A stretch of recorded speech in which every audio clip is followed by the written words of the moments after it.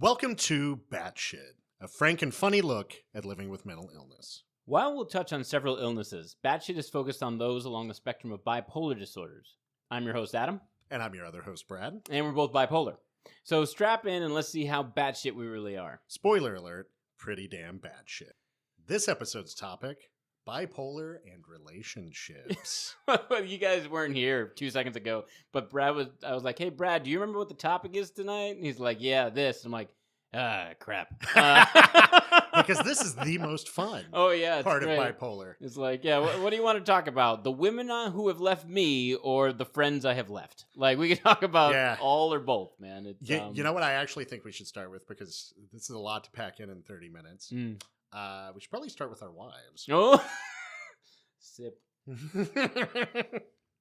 What are we drinking today? Oh, this is Mac 15. Mac 15. It's pretty good, right? Yeah, It's not okay. Macallan's not usually one of my go-tos, but anything I can do to put off talking about my marriage. Yeah. So I've been with my now wife for more than 10 years. We just got married in January, so it's a relatively new thing. You were there. Beautiful ceremony. Thank you very much. I took a knee. You did. Literally, one of the first shots in the wedding book is Brad just taking a knee. And my wife's like, why is Brad? I'm like, I don't know. It was funny, though. I got there right as the ceremony was starting. Oh, really? I was like, I don't want to do that awkward thing where I shuffle and find a chair. And I was like, I'll just take a knee back here. But my wife is actually the reason that I have been diagnosed, that I've been going to therapy, that I'm on any form of medication. It's all because of my wife.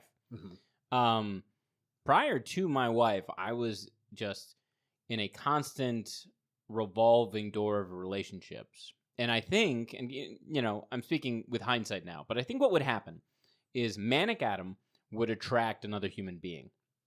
And then my partner, she would be like, oh, this guy's great. He's awesome. And that relationship would last about 9 months.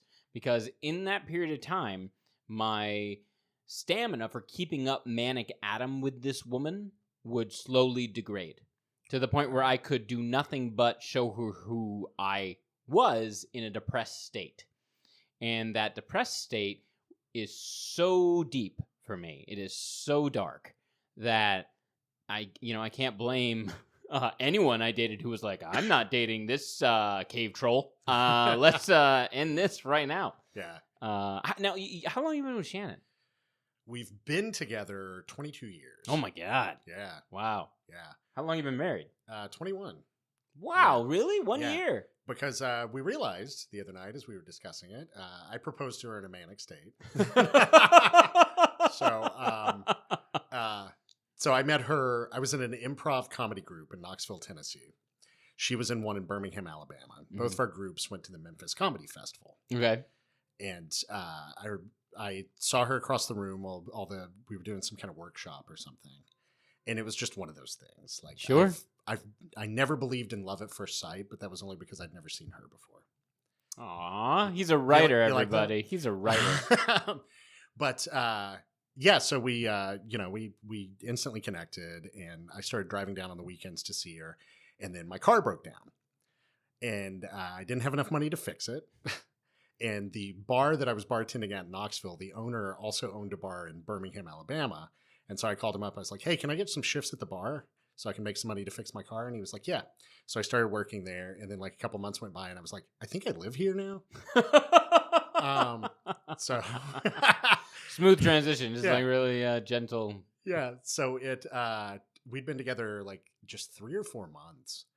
And I proposed to her. And not only was that manic in and of itself, but the way I did it, and I feel really bad about this because I hadn't thought about this until we talked about it the other night.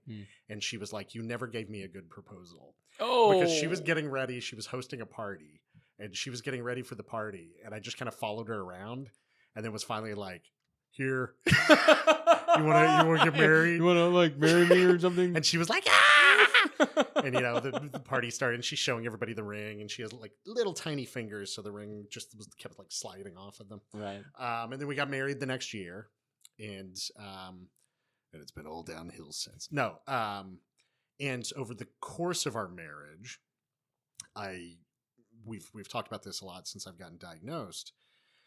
I would have a lot of ups and downs, and until recently, my mania wasn't the big problem. It was my depression. Mm-hmm. And there were a couple of times over the course of our marriage where we came really close to splitting up because of these depressed states.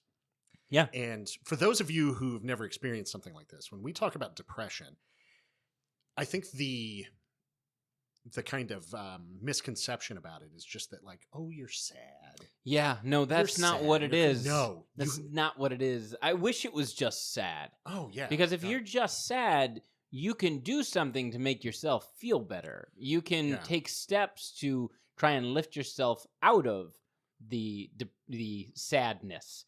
But I feel like with depression, all you can do is try and keep back the tide. Yeah. Like, you're never going to actually make any serious progress. You're just going to keep it from overwhelming you. Yeah. You lose all motivation to do anything. Mm-hmm. You don't feel like it's worth it to even try to do anything. Nope. Because why? Nothing's ever going to change. This moment that you're in is going to last forever. Right. You feel worthless. You feel unlovable. You feel that nothing that you attempt to accomplish is ever going to come to fruition. Mm-hmm. Like, this moment that you're at is as good as it's going to get, and this moment is awful. Right, and then your romantic partner, you're sitting across from them, and you're like, why should I even put any effort into this? Right. Because this is just going to end. She is too good for me.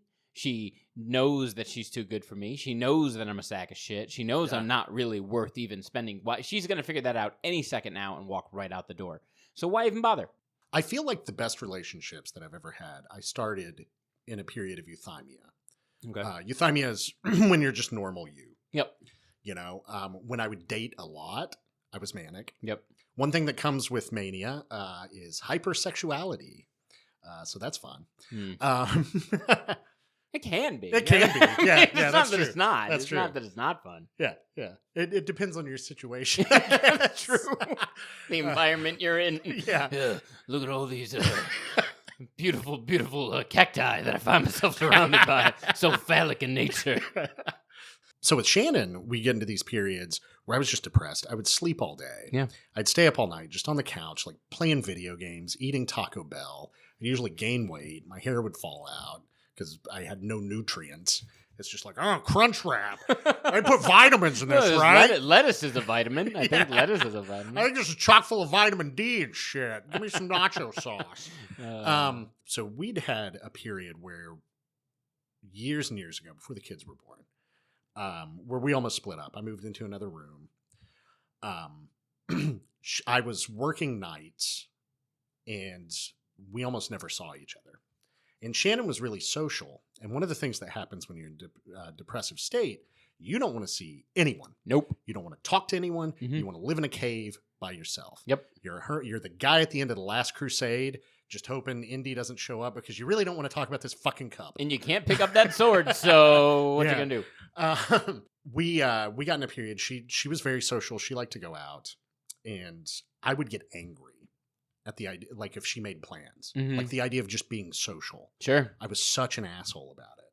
And I remember one time in particular that still just, I feel so horrible about today. She threw a surprise birthday party for me, and I got angry at her about it. Yeah. And I was just such a prick. And it's because I was in this depressed state. Right. And so the idea of having to muster the energy to talk to another human being was just torture. I think that's a way of putting. That's a great way of putting it. Right? It's like anything that is a social effort. You're mustering up the energy to do this. Right? You're like, I'm going to give everything I can just to be at zero. Yeah. Like I'm going to do everything I can just to be level. Yeah, the effort it takes just to be at zero. Yeah, I went and started seeing a therapist recently, about 2 months now. And when he first started seeing me, he was asking me like, "So, talk to me about your relationships." I'm like, "Well, if I'm going to be honest, if Mandy left me, that would suck, and my world would fall apart. Anyone of my friends were to leave, it's fine." Yeah. It's absolutely fine. Yeah. And he goes, that's what sociopaths say, right? And I'm like, maybe I'm... No, but the truth is, it's like, there's such a disconnect for me. Yeah. I don't know if you've experienced this, but like, I have some people I've known for 24 years. And if they didn't call me anymore, okay. And it is nothing to do with who they are. It has nothing to do with our relationship. Yeah. It strictly has to do with this feeling of like, it's all going to fade anyway. Yeah. It's just all going to, like, none of this was meant to last to begin with. So why bother? Like, because of that depression just constantly lurking. Yeah, it's just always there. It's like, okay, this is going to fall apart. I'm sure at some point, because I've been through this cycle enough, I'm going to reach a point where I can make a new connection or establish a new relationship, and then that'll just pick up where this other one left off. And there's a lot to be said about recognizing that and trying to fight against it. But at the back of my mind, I'm still just like, huh? Yeah. You know, it's like, this is awful to say, but like prior to my wedding, we hadn't talked for like, what, a year and a half? Yeah. Like a year and a half. I mean, COVID threw a wrench. Well, of course, yeah, COVID effed everything up. But like prior to that, we worked together 5 days a week. We're not talking about the disease, by the way, but Frank COVID. Yeah, Frank COVID. This asshole. Son of a bitch. Swear to God. I hate that guy. Hate that guy. No, we worked together 5 days a week. Yeah. Right? Plus we would game on the weekends. So we saw each other all the damn time. Yeah. And then, like, especially with COVID hitting, I didn't talk to anybody. If it wasn't for, like, my buddy Jared, like, because I love Jared. He was my best man at my wedding. Because what Jared will do is Jared's like, I'm coming over, we're going to hang out. And I'm like, I don't know. He's like, I'm already on my way and I got Korean barbecue. And I'm like, I guess I'm hanging out with Jared tonight. And it's funny because prior to this this recording, he had texted me. He's like, what are we doing tomorrow night? We're going to get a glass of wine and some tapas. And I was like, And it's not that I don't want to go, Jared, because I do want to go. Yeah. It's that effort just sounds so fucking daunting. Yeah. The effort of making conversation. Oh, man. Like sometimes when you're manic, you're on fire. You can talk to a complete stranger for 2 hours. Doesn't matter. Yep. When you're depressed, you don't want to talk to your spouse. You don't want to talk to your closest loved one. You don't even want to think. Right. You know, I'd written a line, I think it was in Life on the 64 bus, where something like, I don't even want to dream, because dreaming means thinking. It means being. And I don't want that. I like that. That's really good. That's really good. Yeah. And it kind of, I mean, to me, that sums up that state. Yeah, very much so. Well. It's a trip too, because like taking it from like an acting point of view, right? It's all about developing relationships, like establishing a relationship with the person on, you know, that you're in the scene with, right? And whether that be acting with someone or coaching someone in an audition, because I work with my wife all the time because she's also an actress, and having the empathy to connect with that person and having the patience to connect with that person while you're in a depressive state is so fucking hard. Yeah. And because we're trying to do this as a business, we don't get the option to choose when an audition lands in our lap. Or when you have a mixer or an agency meeting or a pitch that you have to go to. We don't get that option. Yeah. So instead, we have to find a way, and it's honestly easier to go manic than it is to try and fight your way back up to normal. Yeah. Like, it's easier for me to start, what's the word I'm looking for? Not instigating, but like starting to try to trigger myself to get into a manic state. Yeah. As opposed to trying to get back to a solid state of normal. Yeah, when I was on, so during COVID, one of the things that happened, I got up to like 320 pounds by not sleeping, playing video games all night, and eating Taco Bell. Man, I love Taco Bell. Oh my God. See, I'm a Del Taco guy. Del Taco's good too. My wife's like, Taco Bell. I'm like, I will drive 20 extra minutes to go to Del Taco and not your Taco Bell. So one of the things that I started using all sorts of stuff to get basically chemical motivation to work out and shit again.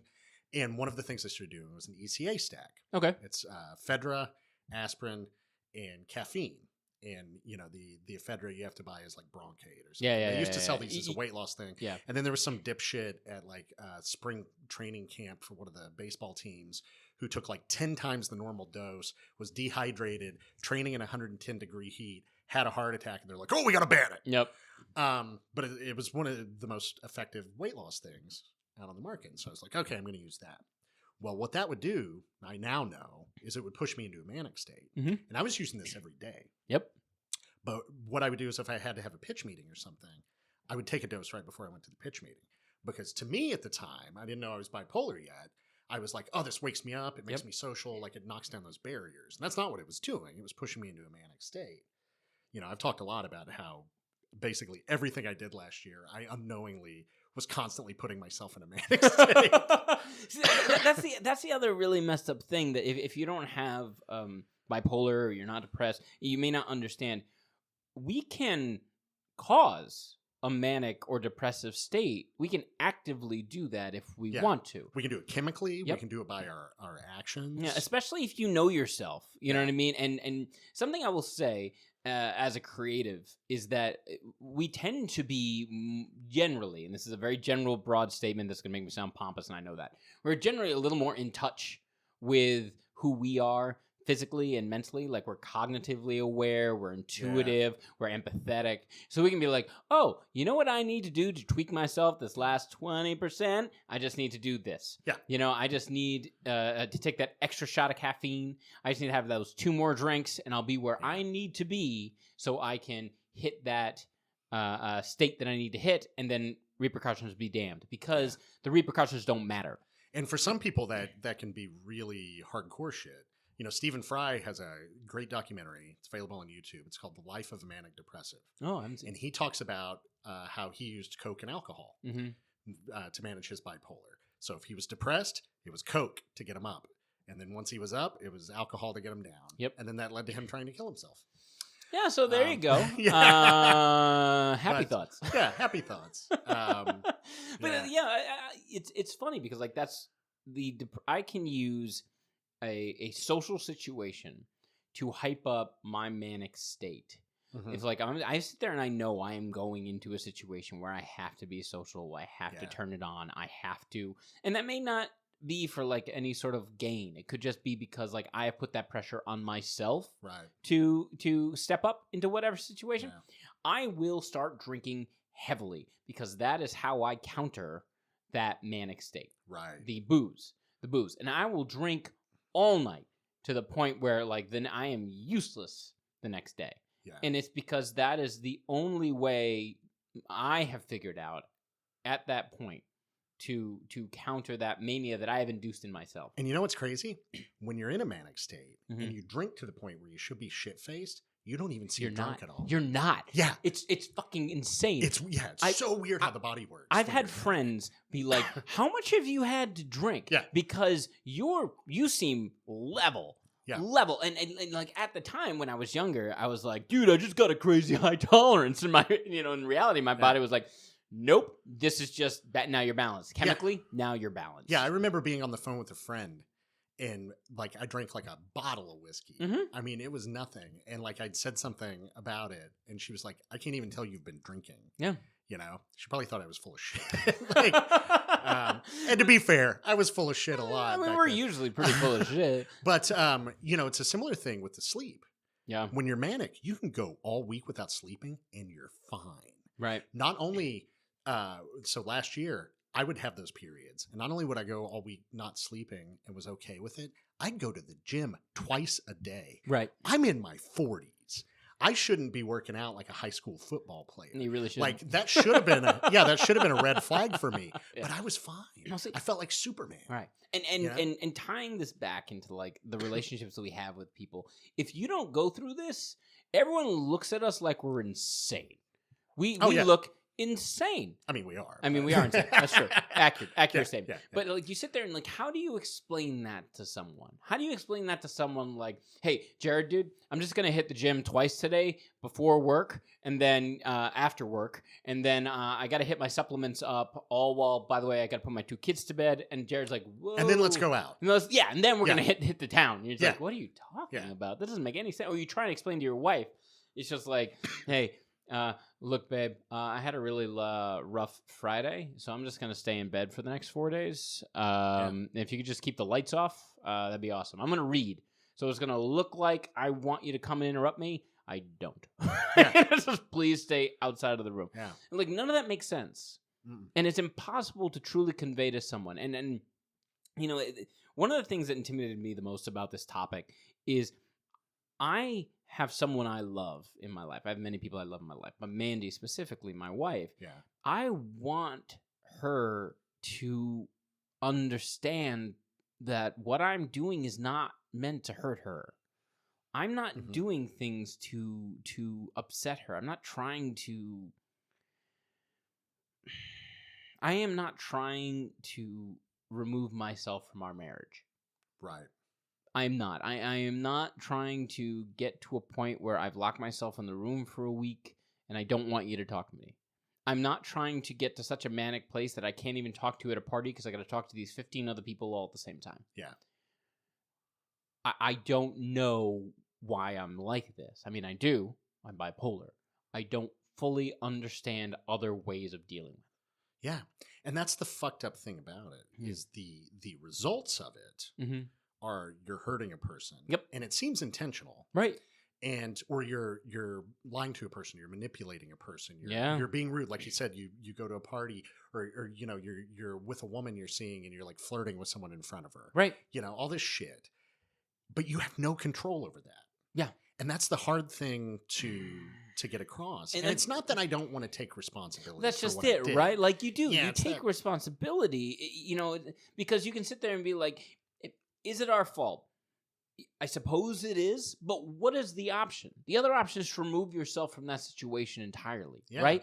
And if you remove yourself from that situation entirely, now what you're doing is you're going in the other direction. Yeah. Like, you can't turn to your wife in the middle of the party and be like, "Hey, babe, we got to leave. Because I'm going to tell you right now, I'm going to flirt with that girl. I'm going to do shots with that dude." She'd be like, "Why would you do that?" And like, "I don't want to do that." But that's just what's going to happen. That's just what's going to happen. I know what's going to happen. I can see it coming. And I want to stop it. And being more aware of bipolar and your various manic and depressive states helps you to see it coming, but not to stop it.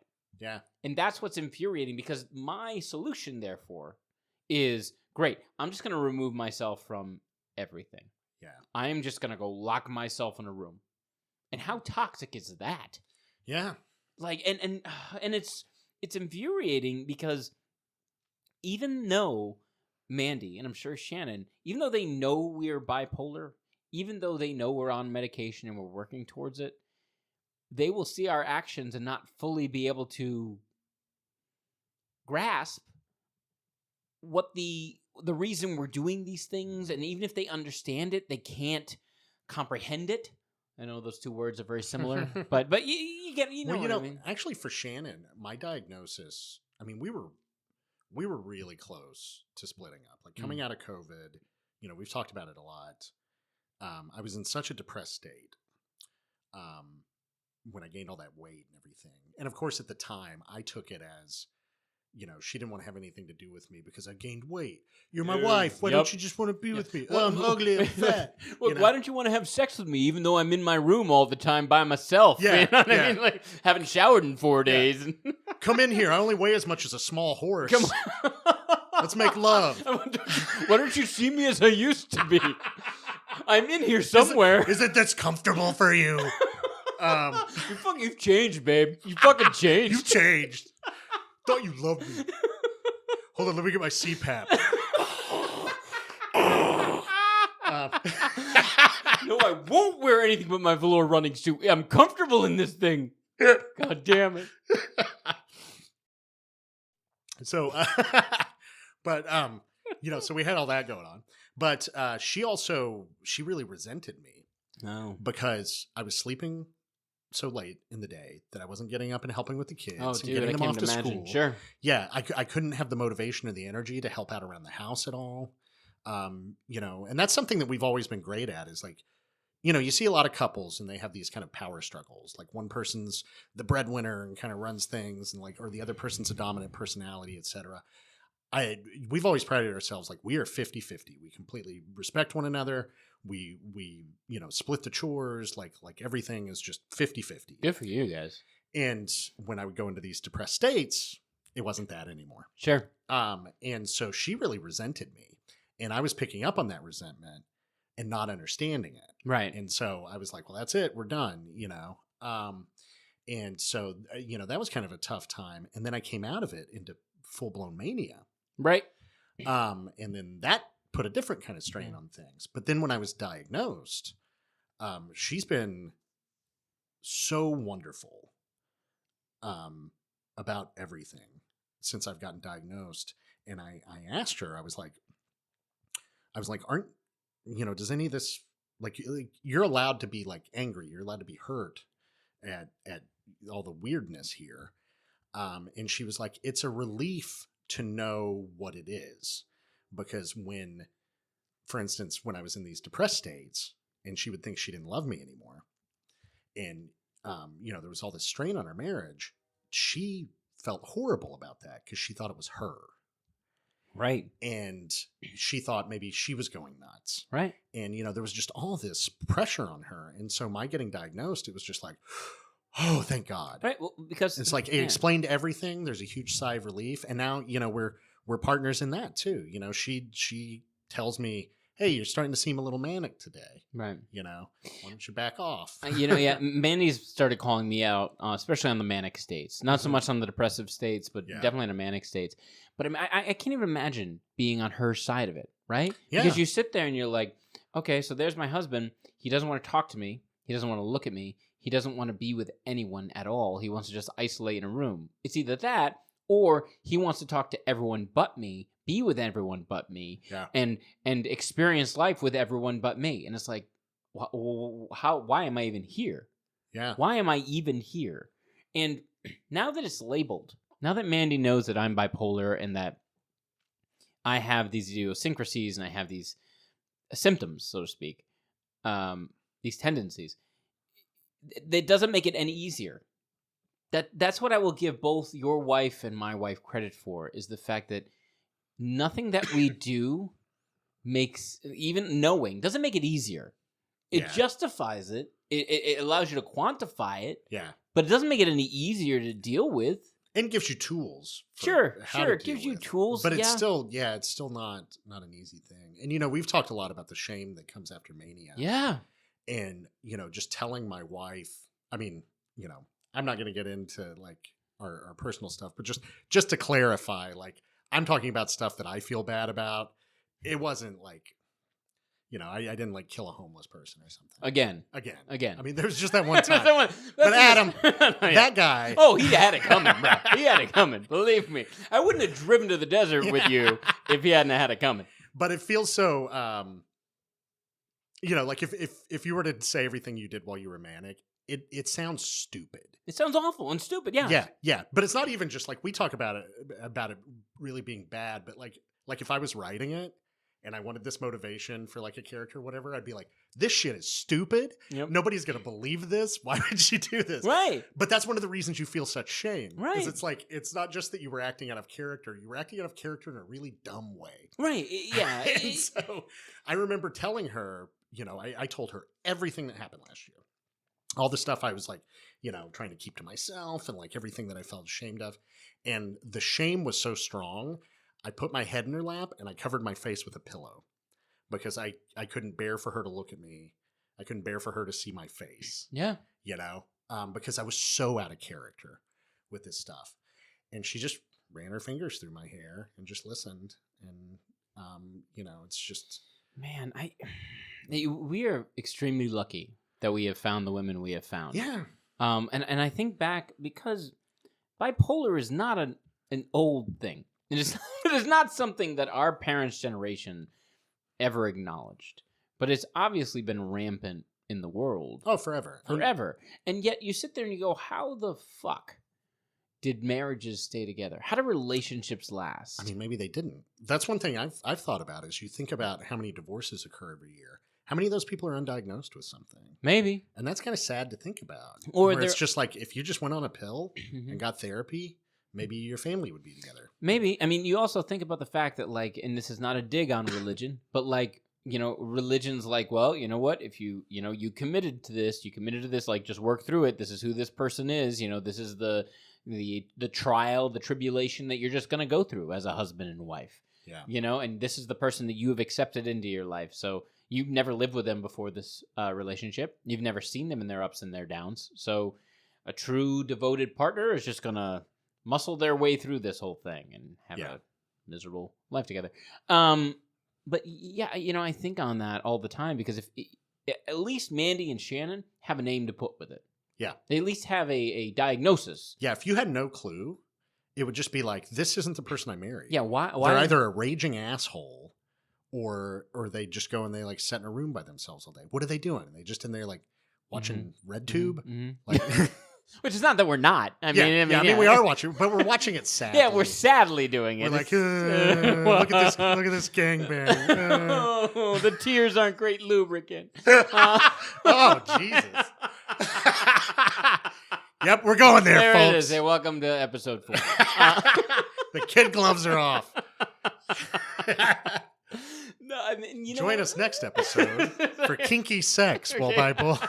That is not the topic. That's not the topic. No, we're not going to do that. But the same goes with friends. I mean, I'm going to say that with like our, friendship. Yeah. Right? Because you're talking about like people we D&D. D&D is a great example. So Brad and I are avid gamers. You know what I mean? Whether it be Dungeons & Dragons, Vampire the Masquerade, Werewolf, it doesn't matter. Like, we love it all. Call of Cthulhu. What's awesome about that experience is you get to be another person while you're having a social interaction with the people that you're friends with. Yeah. Right? So, like, I get to go hang out. Which is kind of what BiPolar is. It is. It really is.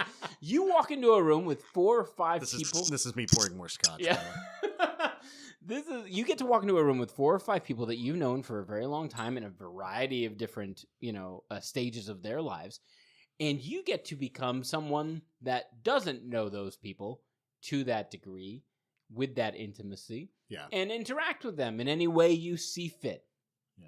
And, I had never thought about it until you put it that way, but it is a lot like BiPolar, isn't it? It's like you get the opportunity to sit there and be like, oh, well, I'm not Adam. I'm a fop from the 17th century, who talks like this and walks around and like... Which is exactly how Adam is when he's manic. Yeah. He's very foppish. 17th century fop. I have a lot of cravats. But step into my carriage. Come on in. But like, so having a real relationship with real friends, right? Like men don't talk to their friends. They do not talk to their friends. They coexist in the same space with their friends. They will go through life together without ever discussing what it is they're going through. Yeah. They'll support each other by being there for them in a physical sense. Yeah, and there's a certain kind of comfort in that. Yes. Amongst being with men, is it's like, I don't have to talk. We can just like turn our brains off. Yep, we're just going to play video games, watch the game. Like Bill Burr talks about that when he's like, the male brain is just so simple. Like, we just sit there with NFL on, and we're like, oh, holding. And that pleases us. That's it. Yeah. But at the same time, like, there's that lack of empathy, right? There's that lack of true connection, usually, between men. And then, when you get into a depressive state, or you get into a manic state, and that relationship changes, like, we as men can brush that off. I think a lot easier than our romantic partners can, right? Because like, oh man, Brad just went fucking nuts the other night at that party, whatever, man. Or dude, Brad just, he's fucking, I don't know, he's being weird, whatever. I'll see him in a month. Yeah. Which is bad because what it does is it allows us to live in that crapulence. It allows us to be like, great, I can be in a depressive state or I can be in a manic state. My friends will never call me to task and they'll never help me identify these issues I'm dealing with because as men who don't talk about their emotions and don't talk about their problems, they'll never call me out. Yeah. And then I don't know about you, but before I was diagnosed, I would, as a result of that, end up trauma dumping on my female friends. Oh, yes. So it would just be like, I feel comfortable enough with you to be totally sad and talk to you about all this sad shit. And that's fine every once in a while. Sure. But if you hang out like 4 times and 3 of those times you're doing it, eventually they're going to be like, what happened to the fucking fun guy that I became friends with? Hey, do you want to go see a movie or something? No. I want to talk to you. I saw this Hallmark commercial and it really got to me. And I just want to talk to you about it. Didn't you just come from hanging out with Adam? Yeah, but he was a 17th century fop and I was a Viking and we couldn't talk about it. So I'm talking about it with you. Yeah. Oh, man. And then you get so much other crap like tied into that. I had a friend years and years and years ago this is the closest experience I've had to I guess female to male equivalent of like men only hanging out with chicks because they want to sleep with them or something. Okay. This is the closest I ever came to like having I was used for just my body. Oh, right. So I had this friend, and she constantly would ask me to help her move. She broke up with a boyfriend. She wanted me to go kind of be muscle while she went to like pick up her stuff. Yeah, been that guy a couple of times. Yeah, and so then I had this one night. I thought we were really close friends. And my wife was out of town or something. I don't remember, and I don't remember why. But like I'd gotten into all this crap about like I mentioned before my mother died as complications with my birth, and that's obviously if I was going to be a fictional character, that is my core wound. For you screenwriting nerds out there. Gross. Yeah. But anyway, so like for whatever reason, like I was thinking about some stuff that night. I think somebody had said this to me. They were like, did your mother even ever get to hold you? And I was like, God, I don't know. Oof. And I sat around thinking about that all night. It really got to me, like just that question mark. Right. I don't know. And so I called this friend, and I was like, hey, can I talk to you about this? And I started talking for a couple of minutes, and she cut me off, and she's like, I'm not comfortable with this. And that basically, I forget how she phrased it, but basically it was toxic masculinity. Like, and I say that, let's clarify. A lot of people think toxic masculinity means all masculinity. Toxic masculinity means that men can't hurt. Right. Men can't, experience emotions other than anger. Sure. Which is our only socially accepted form of emotion. Yep. It's like, I'm hurt. I'm not allowed to like be hurt, so I have to be mad and like throw something across. I gotta punch the wall. Yeah, I gotta put my fist through a door.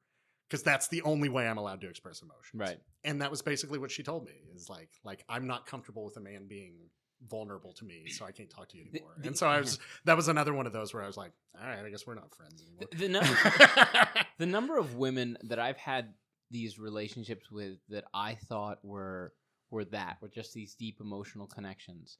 And they would either get insulted because I was not trying to pursue them physically, or they were uncomfortable because they didn't know what it was that I was doing, just because the male female dynamic when it comes to relationships is so weird, so twisted, right? It's like, well, and from a woman's point of view, oh God, I can't even. How many quote male friends unquote have they had throughout their life who were really just trying to get in their pants? Oh God, I mean, fuck, man, I would never want to be a woman. I would never want to be a woman. You're better than we are. But but that's just it, right? Like you sit there and if you think the best way to connect with a person is to open up, right? And like really let it out. And you find usually a woman that you can do this with, that if that's not your wife or that's not a woman you're trying to sleep with, they're going to get super fucking uncomfortable. Yeah. Because that's how they know how to process a man doing that. Yeah. And sometimes if you are sleeping with them, they're going to get super uncomfortable. Also that, right? Because they're like... It's just a foreign thing. Like we're in this kind of weird period socially where there's still all this kind of, toxic masculinity. Yep. But at the same time, we're being told like, men should open up more. Men should express their emotions. We as women want to hear that. God, it's like, oh, you want to hear that? Great, because I got a lot of stuff I need to get off my chest. And it's like, whoa. I didn't mean I wanted to hear it from you. Right. No, yeah, but that's hard, right? Because, like, I think we are in a really interesting time right now because so much is happening when it comes to gender norms are changing and just gender identities are changing and like relationships and dynamics. All of it's like kind of gone out the window, right? Yeah. But you're looking at guys our age and older, right? And you're asking people like that and women 40s and older to make that shift along with them. And that's hard. Yeah. Now, that doesn't mean you shouldn't make the shift. That doesn't mean you shouldn't try to make the shift. But I was actually having a conversation with a friend of mine the other day about this. I'm like, I feel really bad for people in their 70s who are all of a sudden at this point in their life when a man can just break down and tell them how they're really feeling and cry, because they're not accustomed to that. Yeah. They're not accustomed to that. And they're like, well, fuck them if they can't take it. I'm like, it's not about that. Yeah. It's not about not being able to take it. It's about knowing how to deal with knowing it. how to deal with it. Yeah, Yes. I think that's one of the things is, the resistance I got from that friend, for instance, I was talking about, had a lot of male friends who were more on the feminine side. Okay. Right. And I'm sorry, that's just the best way I can think of to phrase No, it. I think that's fine. But more toward Timothy Chalamet, Sure, than Sam Elliott, who's a lovely man. Yeah, I like Timothy Chalamet. But I think it's easier to take from someone like Timothy Chalamet them opening up and expressing their emotions. Agreed. Where if there's someone that you're looking at, again, like in my case, I was like, Ugg, come move the furniture. Yeah. Where you want Ugg to take couch, Where you want Ugg to take couch. Yeah. I was like the function, I guess, in her life as a friend that I filled was this hyper masculine function. But that's the other part of it, so right? for me to break down, it's like, whoa, the disconnect. Yeah, no. Yeah. You have a function and you're able to easily, fulfill that function. Why would you even try and dance in this other direction? Yeah. And I'm like, well, I have another side, and I understand that it's not socially acceptable to like, where are you going? It's just like, oh wait, come back. No, I'm not done talking. Oh yes. Yeah, and that's a bad thing. I mean, across the board, but especially with mental illness, is the more comfortable you are with the person, the more you tend to trauma dump on them. Yeah. The more you tend to let them see your manic side. Yep. The more you tend to let them see your depressive side. And it's the irony of it. It's like, I'm comfortable with you. You're important to me. I love you as a friend. Right. And so therefore, here's all my horrible worst shit that's going to make you run for the hills. Yeah. And it's terrible too, because like, again, going back to our wives, like, great, you're the closest person in my life. I'm going to tell you all of this shit that's been building up for decades, and they have to take it. Yeah. They just have to take it. And they don't have to take it. They could fucking not take it, but because they're the amazing women that we married, they do take it. And and then you feel shame for having dumped on them. And you're like, why did I just tell Mandy all of my feelings? And then, I'm such an asshole. Yeah. I'm constantly saying that to Shannon when I have, I'll have these nights, usually following therapy. Yep. Luckily, this was following therapy today. So I got to come straight here and blah on all of you listening. Scotch. But, I'll occasionally have these nights where she sits on the couch, I lay down, I put my head in her lap, and I'm like, let me talk to you about all this crap that came up in therapy. And then, I feel bad. I'm like, I'm sorry I dump all this on you, but it is, you need someone to talk to about these things. It's like you said, why we're doing this podcast. We needed another avenue outside of therapy. Yeah. Because the therapeutic process works wonders. Talking about these problems works wonders. And what works even better in the course of this is if I go and I talk to my wife or I talk to my therapist, it's a serious, sad sack conversation. You and I get together with some scotch and we're like, listen to my crazy shit today. And it feels a lot better to just laugh about it. It does, because the other thing too is if you're talking to your wife or your therapist, they want you to because comedy is one of the greatest deflectors that you'll ever that's ever been created, right? And so which I think is why I get along the best with fucked up people. Yep. Exactly. Because we're all hilarious. We're all fucking hilarious. It's a defense mechanism. But it's that whole idea of we can sit there and because we acknowledge our illness and our problems, we can dive into these issues and talk about these inner demons that we are experiencing and these things that we're looking for connection on while still quasi-deflecting with that humor. Yeah. Because that's what it is. Like, any joke that we make here, be it good or bad, most bad, it's still an effort for us to kind of deflect breaking down and crying at the table. Yeah. Like, that's why we're doing it. Yeah. And I'm hoping that every time, if you're listening to this, every time you reach a point where you're like, fuck, man, this is a lot. Like, what I'm going through, what these guys are going through, what the people I know and love are going through, that's a fucking lot. I hope right when you hit that, threshold, we make you laugh. Because that minor deflection at the last minute is what makes all of this fucking palpable. Yeah. It's like when you watch a truly good drama and a really good story, there are moments of levity in it. Because if there's not moments of levity, why the fuck are we doing this? Yeah. So I write in a lot of genres. A lot of erotic anime. Yeah, a lot of erotic anime. Might be my most successful. I write under the name. I'm not even gonna. It's all right. But, no, I do not write erotic anime. Two of the genres I've seen the most success in are horror and comedy. Mm-hmm. Now, everyone's perception of horror writers is a bunch of fucked up, scary people. Right. Yeah. Like everybody's got like the crazy hair in the way. Yeah. Everybody's perception of comedians are like, oh, these are fun guys, blah, blah, blah. It's the complete opposite. Yep. Everybody who works in horror are just like normal, slightly geeky, like fun, well-adjusted for the most part people. Every comedian I've ever met is fucked in the head 6 ways from Sunday. When I first started getting into professional comedy, one of the reasons I started getting into it was like, I need levity in my life. I need humor. I need people who are just going to be buoyant and fun.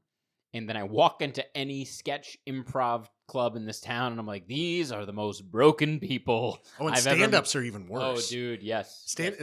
I've done a lot of stand-up. Yeah. And 90% of stand-up comics are barely functioning misanthropes. Yep. It's like they're like a bad day off from wearing a diaper and carrying a club down the street. Just dragging it down Hollywood Boulevard. Is the Comedy Store open yet? I need to bring joy to thousands. I got to practice this new routine. That's the sound of the club dragging down the street, by the way. Oh, God. So what I hope we've done today is improve our relationship with you, the listener. You see what I did there? I brought it all back around. That's very good. Not because we're ever going to have a functional relationship, you and us, so much as I hope you realize that any of the lack of connectivity that you might experience from someone with bipolar, it has nothing to do with you. It's got nothing to do with you. You are not even in the equation. It literally has to do with this battle that they're going through all the time. And that includes the mania. Yep. What might seem like them being an asshole. What might seem like them being manipulative. Yeah. It doesn't have anything to do with you. No. The very fact that you're there and you're acknowledging these states that the person with bipolar is in puts you heads and shoulders above the rest of society. And I want to say thank you to everyone in my life, my friends, my relatives, my wife, who have the energy and the strength to maintain the relationship no matter how difficult I make it. Yeah. I'd like to do the same and also say I'm sorry to everybody who meant something to me and I pushed away. Yeah, because we're not doing it and we didn't do it because there's anything wrong with you. It's because there's something kind of wrong with us. Yeah. But we're learning. We're learning how to deal with this. Yeah. That's why we have a podcast. Yeah. Well, no, we have a podcast because I think now if you're a white male in America, you're legally required to have a podcast. Oh, that's what it was. Yeah, that's what it was. By the way, we're going to have merch. No, I'm kidding. Thank you guys so much for listening. Please listen more. Please tell people if they just want a fun listen or if they're going through some shit, this may help. Yeah, we don't make money off this. No, we don't. Yeah. In fact, I was joking with Brad today. I'm like, if anyone we're going to interview people eventually who are going through some stuff as well. But if anyone comes onto the show who's like, yeah, bipolar, but my Twitch stream of Resident Evil 4 is available for you to watch. I'm like, I'm going to fucking, between two of us, we're going to kill him and bury him in my backyard. These, have you ever heard of chinning? No, what's chinning? So it's something British soccer hooligans do. We could do with this Scotch glass. Ooh. It's where you take the glass and you bring it right down in their bottom teeth. Oh my God. So anybody who tries to plug their Twitch stream. We're going to go British on them. Yeah. Oh my God. Oi! Hey! Gaga! So I don't do it. You're only supposed to blow the bloody doors off. All right. Hug somebody you love tonight. Yeah, please. Tell them you love them.